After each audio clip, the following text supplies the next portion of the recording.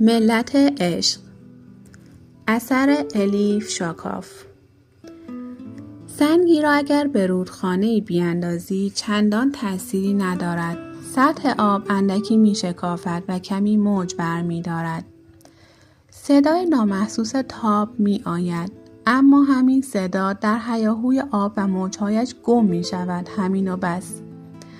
اما اگر همان سنگ را به برکه‌ای بیاندازی، تأثیرش بسیار ماندگارتر و عمیق‌تر است. همان سنگ کوچک، آب‌های راکد را به تلاطم در می‌آورد. در جایی که سنگ به سطح آب خورده، ابتدا حلقه‌ای پدیدار می‌شود. حلقه جوانه می‌دهد، جوانه شکوفه می‌دهد و باز می‌شود و باز می‌شود. لایه به لایه، سنگی کوچک در چشم به هم زدنی چهاکه نمی‌کند. در تمام سطح آب پخش می‌شود و در لحظه‌ای می‌بینی که همه جا را فرا گرفته. دایره ها را می‌زایند تا زمانی که آخرین دایره به ساحل بخورد و محو شود.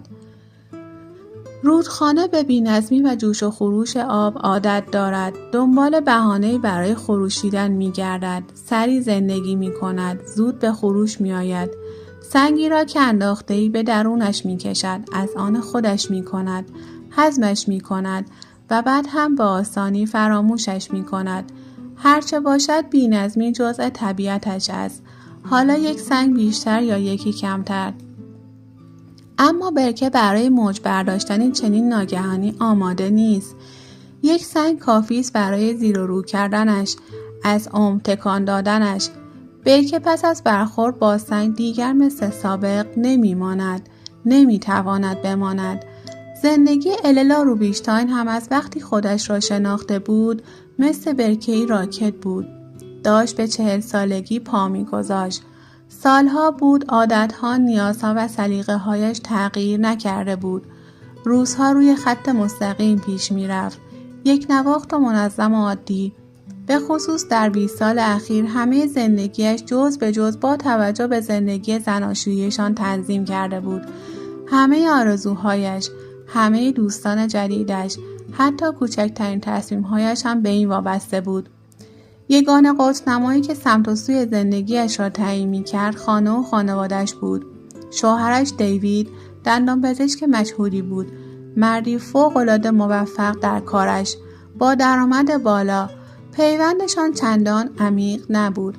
اللا متوجه این مسئله بود، اما اعتقاد داشت در زندگی مشترک، به خصوص در زندگی‌های مشترکی که مثل زندگی اینها اینقدر طولانی شده بود، اولویت‌ها چیزهای دیگری هستند. در زندگی مشترک چیزهای مهمتر از عشق و علاقه هم هست، مثل مدارا با یکدیگر، مهربانی، تفاهم و احترام. و البته از همه مهمتر، چیزی که لازمه همه زندگی زناشویی است، بخشندگیه. اگر ازتان برمی‌آید که باید بر بیاید، وقتی شوهرتان اشتباهی کرد که ممکن است بکند، باید هر جور شده ببخشیدش. عشق و علاقه اگر هم نباشد چه اهمیتی دارد؟ عشق خیلی وقت بود که در فهرست اولویت‌های اللا جای آن پایین‌ها مانده بود. عشق فقط مال فیلم‌ها بود یا مال رمان‌های تخیلی. فقط آنجاها بود که دختر و پسر داستان می‌توانستند با عشق افسانه‌ای برگرفته از قصه‌ها همدیگر را تا حد مرگ دوست داشته باشند. اما زندگی واقعی نه فیلم بود نه رمان. در فهرست اولویت‌های اللا بچه‌هایش بالای بالا قرار داشتند. دختر خوشگلشان جانت در دانشگاه درس می‌خواند. دو قلوهایشان که یکی دختر بود اورلی و دیگری پسر بود ایوی، درست در مرحله بلوغ بودند. یک سگ 12 ساله رتریور هم داشتند، سایه. وقتی به این خانه آمد هنوز توله‌ای کوچک بود. از همان روز رفیق و همراه همیشگی اللا در پیاده روی‌هایش شد. هرچند سایه که دیگر پیر شده بود، چاق و چشمهایش کمسو شده بود، گوشهایش سنگین شده بود، داشت به آخر خط نزدیک میشد. اما دل اللا مگر میگذاشت در این فکر باشد که روزی سگش میمیرد؟ آخر اللا از آن آدمهایی بود که هیچ وقت نمیتواند پایان چیزی را قبول کند. فرقی نمی کند آن چیز یک دوره باشد یا عادتهای قدیمی یا رابطه‌ای که خیلی وقت پیش تمام شده. اللا نمیتوانست مرگ آن چیز یا پدیده را بپذیرد. هیچ جوره نمیتوانست با تمام شدنها روبرو شود. حتی اگر پایان آن که وانمود میکرد نمیدیدش و میآمد جلوی دماغش سبز میشد. خانواده روبینشتاین در آمریکا در نوتنبرگ در خانه‌ای بزرگ و کرم رنگ به سبک ساختمان‌های ویکتوریا زندگی می‌کردند. ساختمان با آنکه به تعمیر احتیاج داشت بایستی دستی به سر رویش می‌کشیدند، هنوز هم با عظمت بود.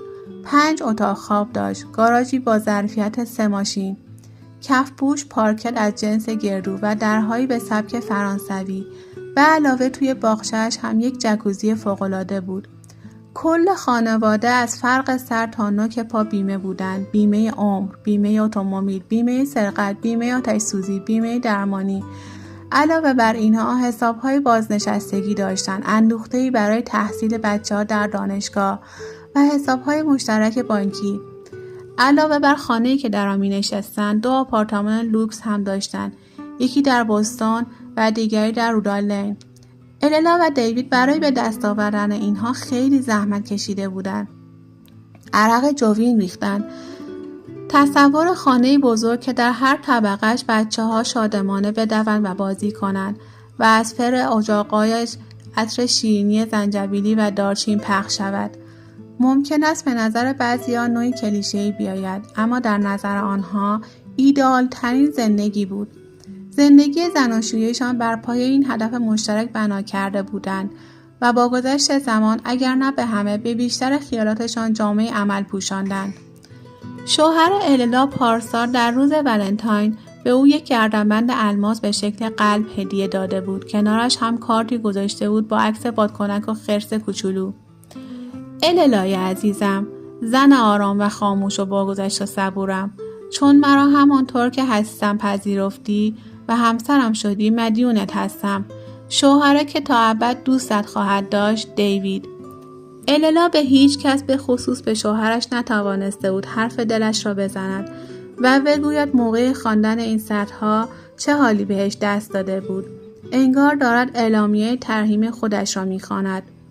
با خودش گفته بود لابد وقتی مردم همین حرفا را پشت سر جنازه‌ام میزنند و اگر صاف و صادق باشد باید این حرفا را هم اضافه کند. تمام زندگی الالای بیچاره خلاصه شده بود در راحتی شوهرش و بچه‌هایش. نه علمش را داشت و نه تجربهش تا به تنهایی بتواند سرنوشتش را تغییر دهد. هیچگاه نمیتوانست خطر کند، همیشه محتاط بود. حتی برای عوض کردن مارک قهوه‌ای که میخورد بایست مدت‌های طولانی فکر میکرد. از بس خجالتی و سربزیر و ترسو بود، شاید بشود گفت که آخر بی‌عرضگی بود. درست به همین دلایل آشکار بود که هیچ کس حتی خودش هم نفهمید که چطور شد اللا روبینشتاین بعد از 20 سال آزگار زندگی زناشوییشان یک روز صبح دادگاه تقاضای طلاق کرد و خودش را از شر تأهل آزاد کرد و تک و تنها به سفر بی‌پایان و نامعلوم رفت. اما حتما دلیلی داشت. عشق. اللا به شکلی غیرمنتظره عاشق شد. عاشق مردی که اصلا فکرش را هم نمیتوانست بکند و به هیچ وجه انتظارش را نداشت. آن دو نه در یک شهر زندگی می‌کردند و نه حتی در یک قاره. حتی اگر هزاران کیلومتر فاصله میانشان را در نظر نگیریم، شخصیت‌هایشان هم خیلی با هم فرق می‌کرد. انگار یکی شب بود و دیگری روز. طرز زندگیشان زمین تا آسمان فرق داشت. بینشان پرتگاهی عمیق بود. اینکه 2 نفر در آن وضعیت عادی به سختی می‌توانستند یکدیگر را تحمل کنند، اینطور در آتش عشق بسوزند، پدیده غیرمنتظره بود. اما پیش آمد و چنان سریع پیش آمد که اللا حتی نفهمید چه بر سرش میآید تا بتواند از خودش محافظت کند. البته اگر آدم بتواند از خودش در برابر عشق محافظت کند. عشق یکباره از غیب مثل تکه سنگی در بیکه راکت زندگی اللا افتاد و او را لرزاند و تکان داد و زندگیش را زیر و رو کرد.